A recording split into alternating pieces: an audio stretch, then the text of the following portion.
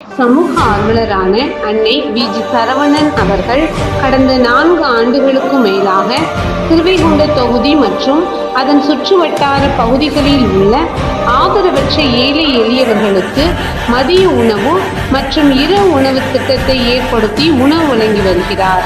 இந்நிலையில் தமிழக வெற்றிக் கழகத்தின் ஐம்பெரும் கொள்கை தலைவர்களில் ஒருவரான சமூக ஆர்வலர் அஞ்சலை அம்மாளை கொள்கை தலைவராக அறிவித்ததன் ஈர்ப்பால் தமிழக வெற்றிக் கழகத்துடன் இணைந்து தமிழக வெற்றிக் கழக தலைவர் தளபதி திரு விஜய் அவர்களின் ஆசியுடன் கழக பொதுச் செயலாளர் அண்ணன் புசியன் ஆனந்த் அவர்களின் வழிகாட்டுதலின் படியும் 1000வது நாள் மதிய உணவு மற்றும் இரவு உணவு திட்டத்தை தமிழக வெற்றிக் கழகத்துடன் இணைந்து வழங்கி வருகிறார்.